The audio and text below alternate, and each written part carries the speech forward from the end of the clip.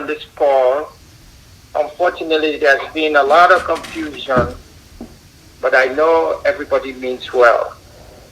So I want to express, as my colleagues, the Head of Chancery and the Deputy Chief of Mission have said, I want to join them in thanking each and every one of you who have taken time out of your busy schedule to participate in this historic teleconference call for the betterment of us here as the people, Sierra Leoneans in the diaspora, and most especially for our country.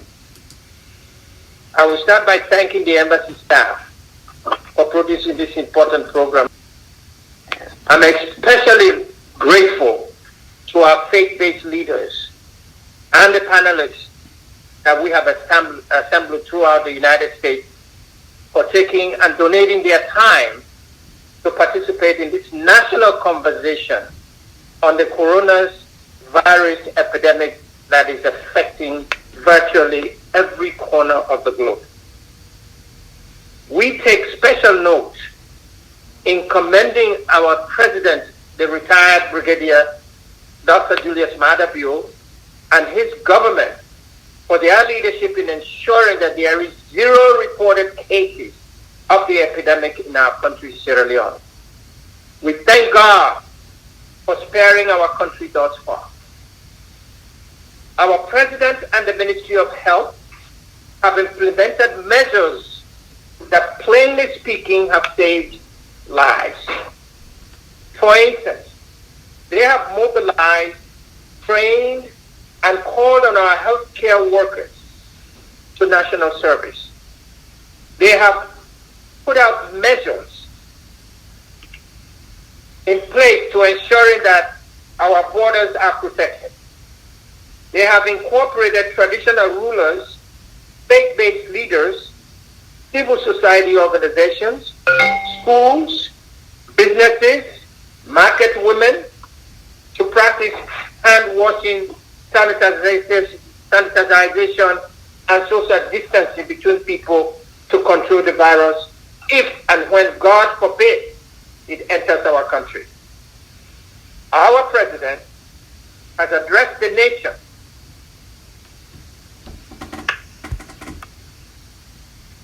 regarding the vigilance measures to keep everyone safe and informed.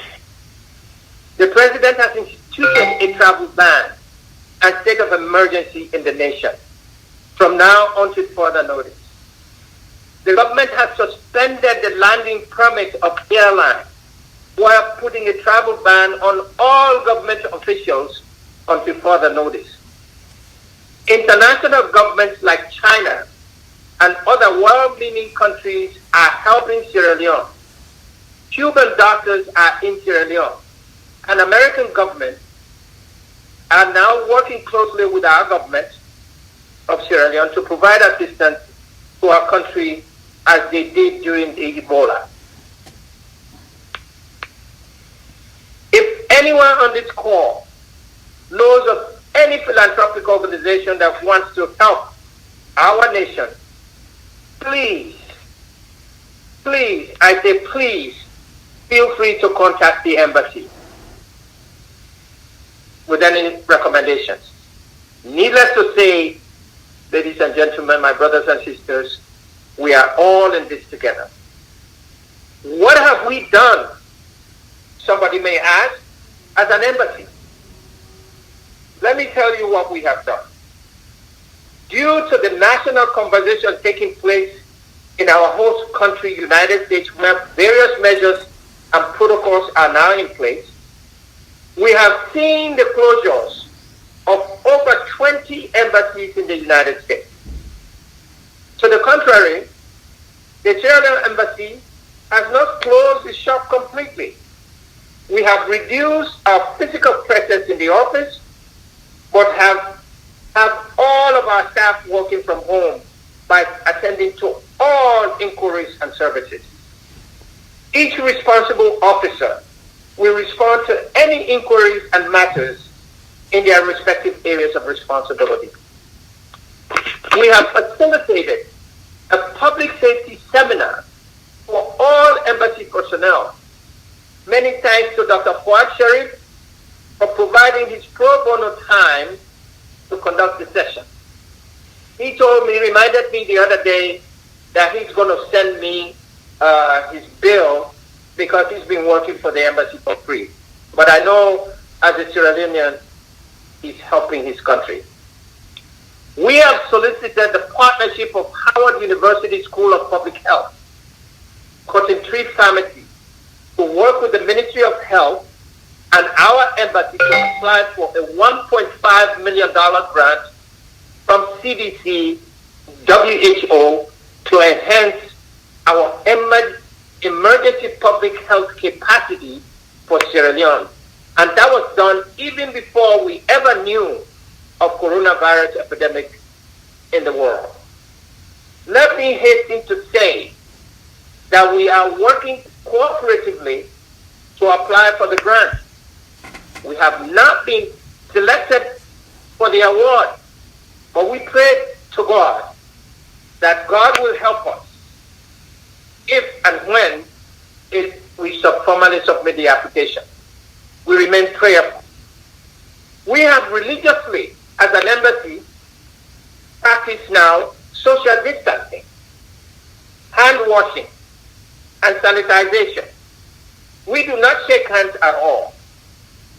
Anyone that coughs or is sick is told to go home and stay home. We also check on each other. Even my family now visits and interact with me via email. The other day, my brother Mustafa told me he spent his time trying to be a musician as a way of staying home.